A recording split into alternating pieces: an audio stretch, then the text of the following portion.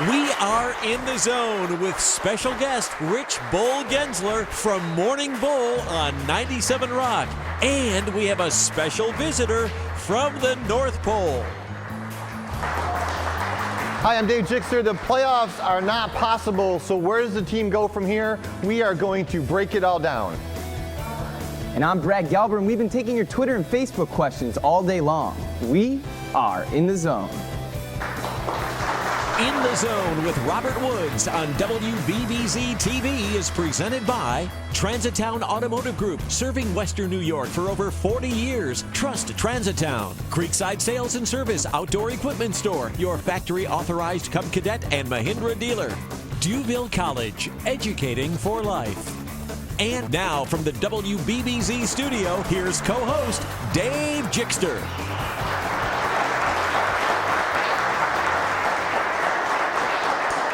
And welcome to In the Zone. The host of In the Zone, Robert Woods, he got hurt yesterday playing that awful game and could not make it. He's getting some medical treatment in Philadelphia, but he sends his best. So instead, we have a good friend and colleague of mine from 97 Rock, the new Morning Bull Show, Rich Gaenzler. Welcome, Rich. Thank you. Thanks, Chicks.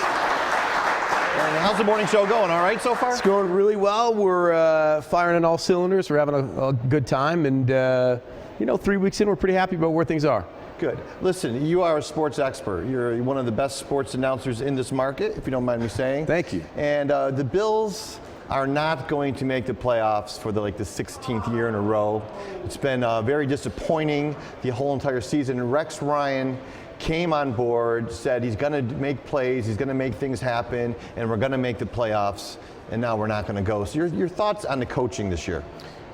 Well, I'll be totally honest with you. It's been lax, I think. I mean, they talk about injuries, but Rex came in here full of bluster, full of life, all about here's what we're going to do. This is what we're going to be. We're going to deliver, and didn't do it. And too many times, especially like the game yesterday, when you see them get down 21-0 and the basics are not being followed through on, that points to lack of coaching, lack of discipline, lack of focus, lack of want, lack of purpose. That's what a coach is in place to do.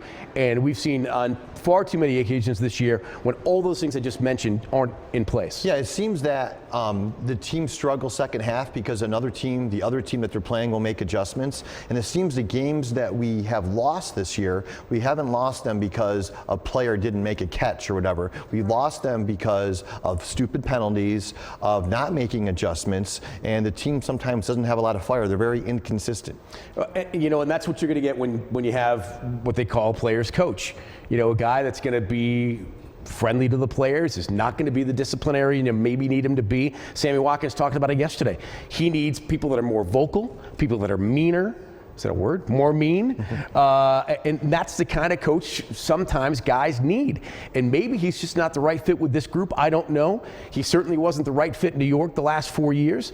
I think the Pagulas are going to have a significant choice to make coming up at the end of the season. And I really think, people are ticked off right now, and they still have 2 games to play.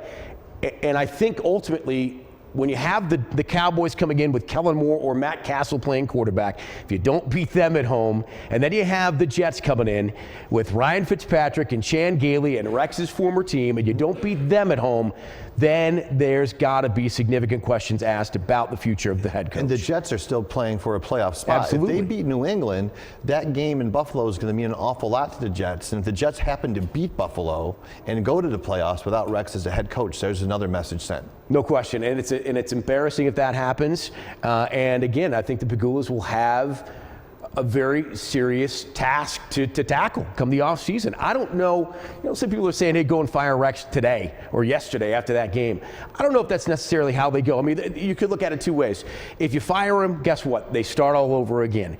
If you don't, you stay in place, and instead of changing things again, let's build on it and see what we can do.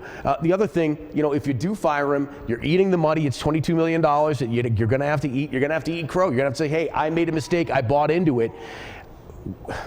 The next 2 weeks, I think, are ultimately going to determine the fate of Rex Ryan. What would you do if you were Terry and Kim Pegula? It's a great question. I don't have the answer because I'm not the guy that hired him. I personally wouldn't eat the $22 million, especially around Christmas time. I think they can afford to eat that $22 million, quite frankly. But listen, I didn't make the decision to hire him, and at the time, you're coming off what they came off of with Marone and the $4 million, and that all looked horrible. And you thought to yourself, geez, what are we going to do? And Rex was there, and he has a reputation, and he's loud and boisterous, and a guy that people in Buffalo could really be attracted to. So I think that was part of the reason. He has a great football reputation. Buffalo guy. No doubt. And he's a great guy. He's a guy you want to have a beer with, obviously.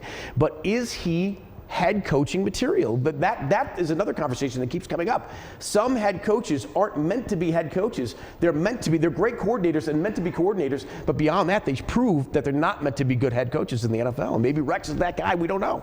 Let's talk about Tyrod Taylor. I've been on the show the whole entire season, and I like Tyrod Taylor. I think he is possibly a future quarterback for the Buffalo Bills. He can make big plays. He's smart. He can read defenses. He can move around in the pocket.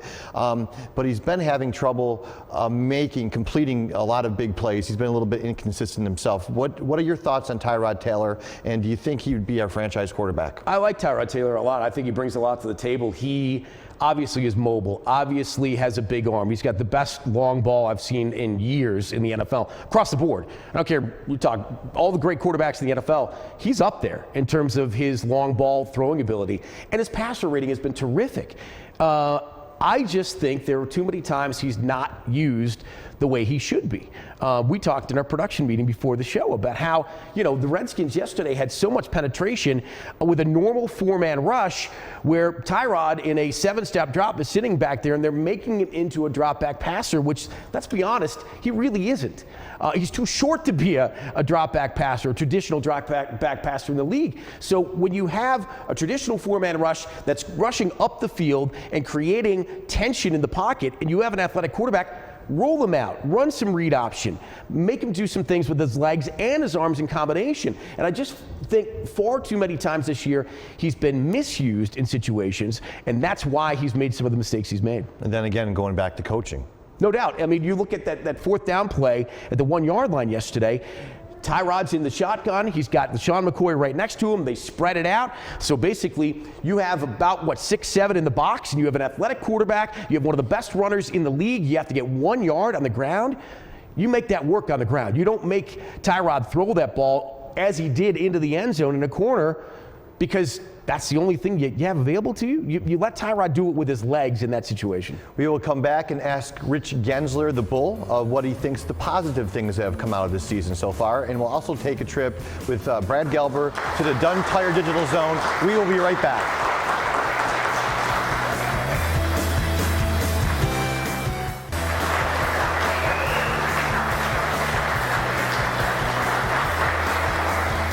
Welcome back to In the Zone. I'm Dave Jickster from 97 Rock. Robert Woods, our host of In the Zone, got hurt in yesterday's game and could not make it. We have Rich Gaenzler here, though, from 97 Rock, the new Morning Bull show. This is Robert's jacket, by the way. He said that, if I wore this, I would do well. So we're off to a good start, right? Yeah. Sorta. I just don't want you to get hurt now. I'm a reasonable facsimile. I've had a groin injury, by the way, and it is awful. Yeah. So I feel bad for him. You could tell he was hurting yesterday as the game went on. Real quick, we're not going to make the playoffs for the 16th year in a row, which is just awful. But what are the positive things that have come from the season so far? I think there's a lot of positive, actually. I know people are so down because we're not going to make the playoffs and it's 16 years, but I think Tyrod's a positive. They took a shot at this kid and said, hey, come in and see what we can do. The kid's played, 12 games, and I think he's done pretty well for himself, and he's shown he's pretty capable. Yeah, shown leadership too. No doubt. And the guys play for him, and he might not be the most vocal guy that people would like, but still his talent is there, his ability is there. If you correctly use it, I think he can be a very solid player. And then, the rookie class I think has been terrific. Miller's been a pretty good player at right guard, stepping in there and starting pretty much from day one. Carlos Williams, when he's healthy, has been a terrific running back. And certainly on the other side, Darby's been great. at corner. So I think those are positives. And Incognito, arguably, aside from the Philadelphia game, has maybe been the best player on the team. And no one knew what you were going to get out of him coming in. They took a risk with Definitely Incognito. the most consistent. And Sammy, too. Sammy's broken out. Yeah. And I think when Sammy's been healthy, he's broken out. And I think people now can see why he was drafted where he was drafted. Granted, 2 draft picks might be a little too much for anybody in the NFL, but he's a 4th overall pick. He's that good. So I think Sammy was a good positive. After the Instagram, after the injury, he's shown certainly what he's capable of. So I think there were a lot of positives to take out of the season. All right, thank you, Rich. And let's take a trip to the Dunn Tire Digital Zone, sponsored by, of course, Dunn Tire, the official tire dealer of the Buffalo Bills. My pal Brad Gaenzler is over there. Brad, take it away. Thanks, Dave, and make sure to check us out on Twitter at WBBZ and on Facebook at facebook.com/WBBZ-TV. All right, we're going to head into Twitter now, Rich, and our first question is from Ryan. He wants to know, what's your biggest disappointment with the team this season, and did you think they were a playoff team? I mean, I think it's pretty clear. Ryan, thanks for the tweet. I think it's pretty good. It's a defense, right? You had the players in here, and sometimes, it's square peg, trying to fit something in there, and I think Rex tried to do that this year with that group that was successful the last 2 years, and it failed miserably. Yes, they had some really nice positive play out of their corners. Gilmore had the best year of his life probably to this point, and Darby was fantastic. But no pass rush. No pass rush. The run defense was okay, not great. Preston Brown rated very poorly according to Pro Football Focus. So easily the defense, when the offense can do enough to score 20 points a game, which is pretty much what they've done based on the defense they had the last couple of years, I would have suspected with that formula they were capable of winning 10-plus games. So. All right, our next question is going to be from David, and he wants to know, what are your thoughts on the players, in quotations, giving up on Rex? That's an interesting question, and it's hard to tell. I thought yesterday they did give up, especially first half. It seemed that way, and you hear things from some of these guys about preparation and confidence, and I can't remember who it was talked about confidence. One of the players talked about not having confidence, and I think actually Rex talked about seeing the team not have confidence. When you have confidence? When you're prepared.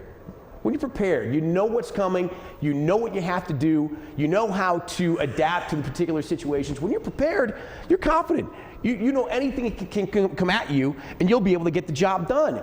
If you look like you're not confident, and you don't play like you're confident, then you're clearly unprepared. And what does that come down to? It comes down to coaching in the end. Whether it's the head coach, the coordinators, the position coaches, that's what it comes down to. So when the head coach says it looked like they weren't confident out there, it means they weren't ready, bottom line. And then sometimes they might be too confident. Sometimes they might be too confident, a little bit too cocky and too stubborn and bullheaded. And that's the case a lot of times for coaches too. Yeah, exactly. When they think they know maybe more than they do. I think if you told us coming into the season the team would be underconfident under Rex Ryan, we would not really believe you there. But Ted has the next question from Twitter, and he wants to know, back to the quarterback, do you think EJ has a spot on this team next year, or will the Bills find another guy to compete with Tyrod? I think EJ's probably gone. I think he's probably gone in large part because the public is disappointed in EJ. I have been... And performance hasn't been all that great either. Well, I'll tell you what, I've been an EJ apologist. And the reason why I say that is that I know coming out of college, a lot of people didn't think he was going to be a good NFL quarterback. Do I think he was overdrafted? Absolutely. And I always bring up the point. Guys can't help where they were drafted. If a guy's overdrafted, it doesn't mean that he's necessarily a 16th overall pick in the NFL. It doesn't mean he's that good, has those kind of tools. So a miss by Doug Whaley, probably there. Yeah, EJ probably should have been a third or fourth round quarterback. That way the expectations aren't as high as they were when he was drafted where he was, and thus he's not asked to perform at that high of a level. My problem with the criticism of EJ is that he went through stages of 4 games, 6 games, 4 games, 6 games, 2 games. He was never given a solid 16-game block of games to prove himself. They were all broken up either by the Marone regime, by injury, or by Rex Ryan. I think he'll move on. Do I think he's going to go on and get a quarterbacking job someplace else? Probably as a backup. But I think he'll be a pretty good backup. There are a lot of backups in the NFL that are being forced to play right now that aren't very good. And I think EJ is probably better than a lot of them. And remember, too, I know a lot of people point back to the Jacksonville game. I know I'm a little long-winded. I do radio for a living, so that's why I'm this way. But remember the Jacksonville game. Yes, 2 of the touchdowns in that first half were directly on him. But what did he do in the second half? He brought them back to lead the game with a minute left in it. It was the defense in the end that lost that game, and with that last long touchdown pass with Corey Graham getting injured on that play. So EJ put them in a place to win, and they didn't do it.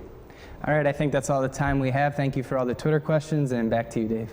Thanks, Brad Gaenzler. The Dunn Tire Digital Zone brought to you by, of course, Dunn Tire, the official tire dealer of the Buffalo Bills. Rich the Bull Gaenzler and Brad Gaenzler are going to take a trip to the fan zone when we come back.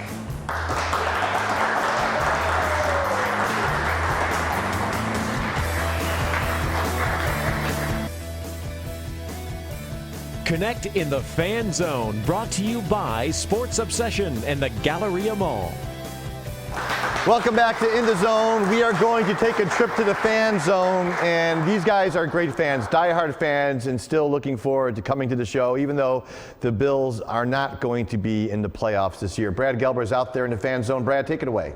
Thanks, Dave. And one of our lucky studio audience members will win a $25 gift certificate to the Buffalo Roadhouse Grill. So that's a great prize. And we're going to head over now with our first guest. And what's your name and where are you from? I'm from Buffalo. My name is Faith Israel Hood. And you have a question for Rich? Yes, I do. My question is, are we ever going to win a Super Bowl? I'm 65 years old. I don't know how much time I got left to see one. But I don't like Rex because the fans are paying his paycheck. Good question. Are we going to see one, Rich? Wow. I could only say, I hope they win a Super Bowl. I'm not going to guarantee, but the way the cycle works in the NFL, you'd assume because the cycle will eventually come back to the Bills and have successes that way. Yeah, and even with the Glory Day teams, in the early 90s, the Jim Kelly teams, everything had a click. I mean, everything has to click. The front office has to click, the players have to click, the coaching has to click. I mean, you can have a great team on paper, but if things don't click your way, you're not going to win some playoff games. No doubt. All right, our next question. What's your name and where are you from? My name's Colin. I'm from Darien, New York. And my question is, what is your biggest criticism of Doug Whaley this season? And a move that he made. My biggest criticism of Doug Whaley? I think, especially in the draft, EJ was probably a reach, was a reach, and I think the Sammy trade, you basically trade 2 first-round picks for Sammy Watkins. No player's worth 2 first-round picks, unless Sammy Watkins is an eventual Hall of Famer, which he could be down the road, I don't know. But you mortgaged the farm for one guy, and you did it without an elite quarterback. I think those would be the most significant moves that I'd be disappointed in, despite the fact Sammy has really had a coming out of sorts in the last half of the season. Okay, and our last question for the audience segment. Eric from Amherst. My question is, what do you think the Bills need to prioritize in the offseason to straighten everything out and get back to being a playoff contender? That's a great question, and a lot of work they need to do. Yeah, I mean, I think a lot will be made in terms of Mario Williams. What's going to happen with Mario? What's going to happen with the big contracts? All that will come into play. I think they need another playmaking wide receiver. I think that's absolutely enormous. I think they need a linebacker as well. In terms of personnel, those are the 2 positions I think they need to fill. Okay, I think that's all the time we have. So after the break, we'll be back and we'll head out to the Hot Shot Challenge Zone sponsored by Gaenzler and O'Connell.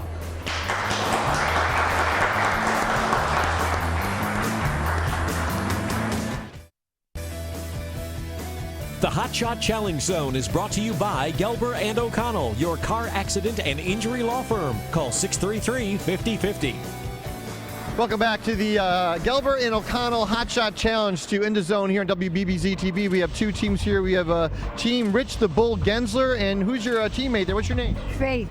Faith, good luck to you, okay? You're playing for a Sweetworks candy basket that would make a nice Christmas gift, or you can just keep it for yourself, all right? And Team Brad Gaenzler. Brad, you got to be excited about this. Maybe you can finally win game. Finally, yeah. Who's your teammate here? Bill. Okay, Bill, where are you from? Cheektowaga. All right. Okay, Faith, you're going to go first. Step right up. Team Rich the Bull Gaenzler.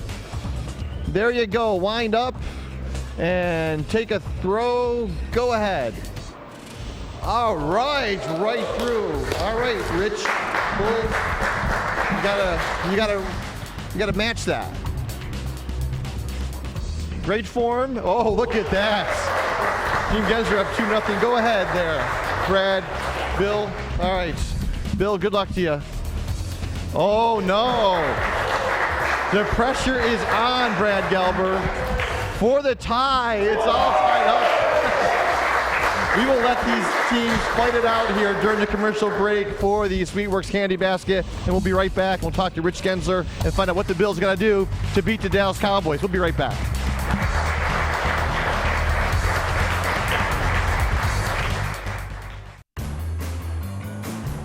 Get in the zone this winter with a snowblower from Creekside Sales and Service. Enter to win one now. Go to WBBZ.TV and click on the Creekside logo. One entry per person per family. Creekside Sales and Service is your factory authorized Cub Cadet and Mahindra dealer. South Transit Road, Lockport.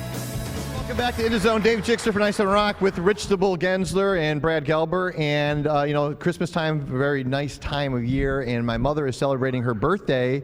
She's got to be probably around 35 years old because I know how old I am. So happy birthday, Mom. And they made the trek out here all the way from East Bethany. And then someone else who made a trek here all the way from the North Pole. Santa Claus is here. Hi, Santa. Hi, how are you? Good. Merry Christmas to you. Merry Christmas, sir. You are a big Santa Claus. You're carrying the Christmas spirit for the entire world. You have to be big. That's great. What do you wish for the Buffalo Bills this upcoming year, 2016? We wish a winning season in 2016, a very Merry Christmas, and wish you well, Robert. Hope you get well fast. On behalf of Brad Gelber, Dave Jixter, and Rich the Bull Gaenzler, have a great Christmas. We'll talk to you soon.